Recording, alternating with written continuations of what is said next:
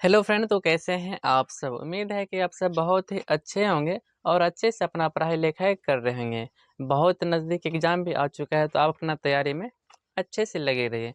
तो आज हम आपके सामने लेके आए हैं क्लास 10th का हिंदी का चैप्टर नंबर फर्स्ट, जिसका नाम है श्रम विभाजन और जाति प्रथा। ठीक है, जिसका लेखक है डॉक्टर भीमराव अम्बेडकर। आज हम उसके जीवनी के बारे में चर्चा करेंगे, कहानी कल सुना देंगे।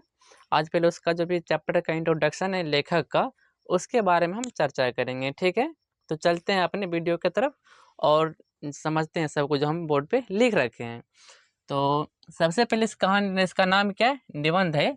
इसका नाम है श्रम विभाजन और जाति प्रथा। इसमें जाति प्रथा के बारे में अच्छे से चर्चा किया है किसने, डॉक्टर भीमराव अंबेडकर ने। डॉक्टर भीमराव अंबेडकर को बताने की ज़रूरत नहीं है कि वो व्यक्ति कौन थे, हर बच्चे के मुंह पे उसका नाम याद है। और उसने ऐसा काम करके गया, इसलिए वो बच्चों के हर जुबान पे इसका नाम याद है अब तक। ठीक है, तो आप लोग तो इससे पहले ही परिचित होंगे, कितने महान इंसान थे, आपको तो पता ही होगा। तो उसने एक अपना 10th क्लास में लिखा हुआ है श्रम विभाजन और जाति प्रथा। ठीक है, एक्चुअली लिखा गया था इंग्लिश में, इसका हिंदी रूपांतरण किया गया है, उसके बारे में भी आगे चर्चा हम करेंगे। तो श्रम विभाजन और जाति प्रथा, ठीक है, इसका लेखक कौन है, डॉक्टर भीमराव अंबेडकर। ठीक है, सबसे पहले उसका जन्म के बारे में बात करते हैं। ठीक है, डॉक्टर भीमराव अंबेडकर का जन्म हुआ था कब, 14 अप्रैल 1891 में। 14 अप्रैल 1891 में उनका उसका जन्म हुआ। तो अब जन्म हुआ तो किसी जगह पर जन्म हुआ होगा, तो उस जगह का नाम था महू, मध्य प्रदेश। डॉक्टर भीमराव अंबेडकर का जन्म कब हुआ, 14 अप्रैल 1891 ईस्वी में। कहाँ पे हुआ, महू, मध्य प्रदेश में हुआ। ठीक है, ठीक है। उसका जन्म हुआ था, वो परिवार कैसा था, दलित परिवार था, मतलब छोटा परिवार में डॉक्टर भीमराव अम्बेडकर का जन्म हुआ था। छोटे परिवार से संबंध रखने वाले थे कौन, डॉक्टर भीमराव अम्बेडकर। ठीक है, उसके बाद प्रोत्साहन। देखिए, जैसे कि अभी आप लोग पढ़ाई करते हैं तो उसके लिए कोई ना कोई प्रेरित करता है ना। आपके पेरेंट्स हो सकते हैं, भाई हो सकते हैं, दोस्त हो सकते हैं, अंकल हो सकते हैं, मतलब प्रोत्साहन करते हैं कि पढ़ाई करो, ऐसे करो, वैसे करो। उसके लिए, पढ़ाई के लिए प्रेरित करता है। या तो फिर ऐसा नहीं कि पढ़ाई में भी, हर काम में कोई ना कोई प्रेरित करता है उसके लिए। ठीक है, तो डॉक्टर भीमराव अम्बेडकर को भी एक प्रेरित करने वाले व्यक्ति थे, जिसका नाम इसमें दिया गया है, कौन था, बड़ौदा नरेश। इसको याद रखिएगा, ऑब्जेक्टिव में बन सकता है। ठीक है, उसके बाद उच्चतर शिक्षा के लिए डॉक्टर भीमराव अम्बेडकर ने न्यूयॉर्क गया था। उच्च शिक्षा प्राप्त करने के लिए डॉक्टर भीमराव अम्बेडकर कहाँ गया था, न्यूयॉर्क गया था, जो कहाँ पड़ता है, अमेरिका में। उसके बाद जब अमेरिका में जब पढ़ाई उसका, न्यूयॉर्क में जब हो गया, उसके बाद कहाँ चला गया, लंदन चला गया। और लंदन आपको पता है कहाँ पे पड़ता है, इंग्लैंड में पड़ता है, जो कि मैंने यहाँ पे लिख भी रखा है। उसके बाद वकालत, डॉक्टर भीमराव अम्बेडकर ने वकालत की पढ़ाई करने के लिए स्वदेश गया था, मतलब भारत देश को छोड़कर दूसरे देश में जाके वकालत का पढ़ाई किया, कौन, डॉक्टर भीमराव अम्बेडकर ने किया था। ठीक है, उसके बाद अछूत स्त्री और मजदूर। अछूत स्त्री और मजदूर, स्त्री को, और पहले के ज़माने में जैसे कि छोटा जाति से अछूत माना जाता था। पहले के ज़माने में देखिएगा आप, तो छोटे जाति को अछूत बोला जाता था, और बड़े जाति उससे जल्दी सटते भी नहीं थे, उससे दूरी बना के रखते थे, उनका बस्ती भी अलग होता था। ठीक है, छोटे जाति के लिए, तो वही अछूत उसको बोलते हैं। और मजदूर वर्ग तो जानते हैं, जो छोटा, छोटे आदमी होते हैं, गरीब, गरीब घर से संबंध रखते हैं और वह मजदूरी करते हैं। तो उसके लिए मानवीय अधिकार दिलाने के लिए और सम्मान दिलाने के लिए डॉक्टर भीमराव अम्बेडकर ने काफ़ी संघर्ष किए। उन सबको सम्मान दिलाने के लिए, मानवीय अधिकार दिलाने के लिए, जो कि पहले नहीं था, उसके पास मानवीय अधिकार नहीं था। जब डॉक्टर भीमराव अम्बेडकर आए तो उसके लिए संघर्ष किए और उनको मानवीय अधिकार और सम्मान दिलाया संघर्ष करके। ठीक है, इसको याद रखिएगा। और प्रेरक व्यक्ति, उसके प्रेरक व्यक्ति 3 आदमी थे, 3 व्यक्ति थे जो उससे प्रेरित हुए थे। पहला उसमें कौन है, बुद्ध। बुद्ध तो आप सब जानते हैं, बुद्ध, उसके बारे में तो क्या ही बोला जाए, तो बहुत अच्छे इंसान थे, आप तो जानते हैं। पहले भी उसके बारे में, बुद्ध के बारे में पढ़ चुके हैं, उसका बहुत ही पुराना हिस्ट्री रहा है, ठीक है। उसके बाद कबीर, कबीर के तो आप बहुत सारे दोहा पढ़ चुके होंगे, कबीर को भी जानते होंगे। और उसके बाद है ज्योतिबा फुले।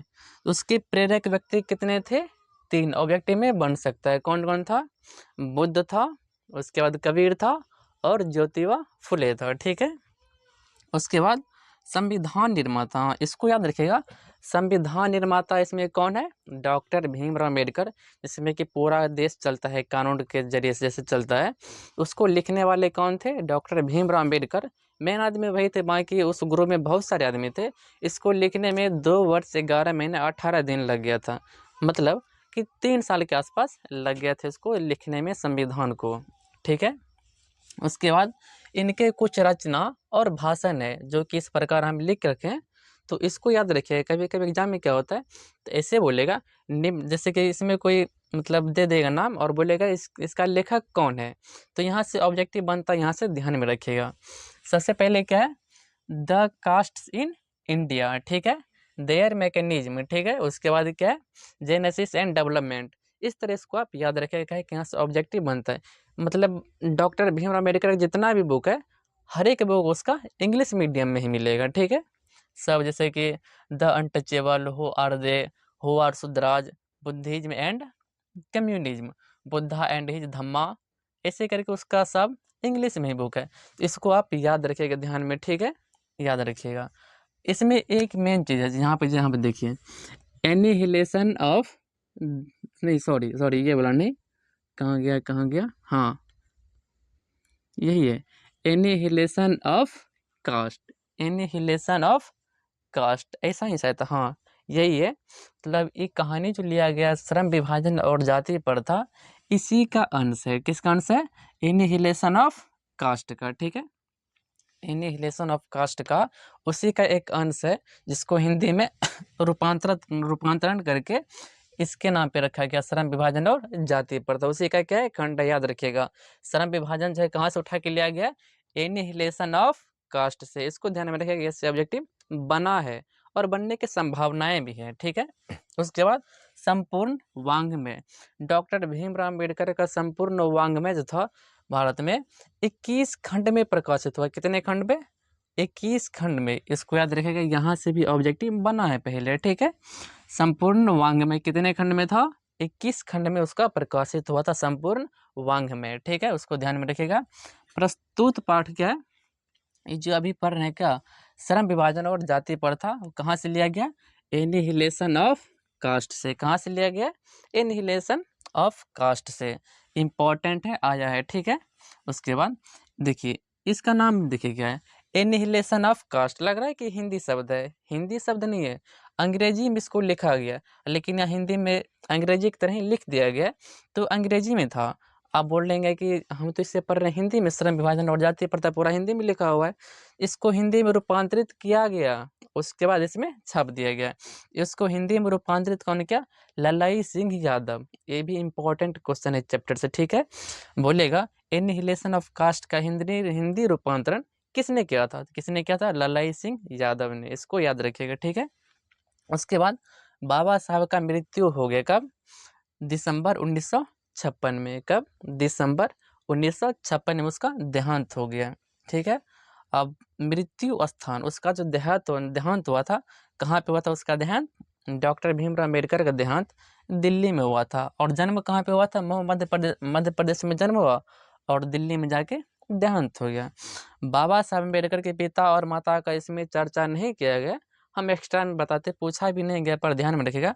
डॉक्टर भीमराव अम्बेडकर के पिताजी के नाम थे रामजी सकपाल और माताजी का नाम Bhima by.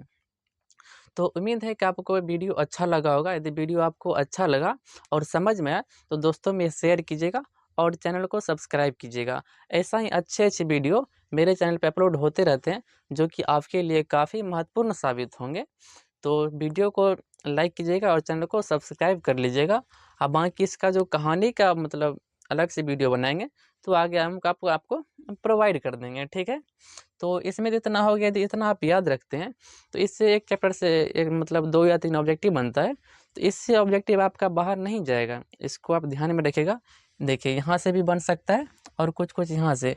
Annihilation of the cast के हिंदी रूपांतरण किसने किया? ललाई सिंह यादव ने। 21 खंडों में जब प्रकाशित हुआ संपूर्ण वांग्मय में, उसको ध्यान में रखिएगा। रचना भाषण ध्यान रखिएगा। जन्म स्थान, किस परिवार में जन्म हुआ? दलित परिवार में। प्रोत्साहन में कौन थे? बड़ौदा नटेश। उच्चतर शिक्षा के लिए कहाँ गए? न्यूयॉर्क गए, उसके बाद लंदन चले गए। तो सबको हम एक लाइन से चर्चा कर दिए सब पे, और उस सबको ध्यान में आप रखिएगा। तो चलते मिलते हैं अगले वीडियो में।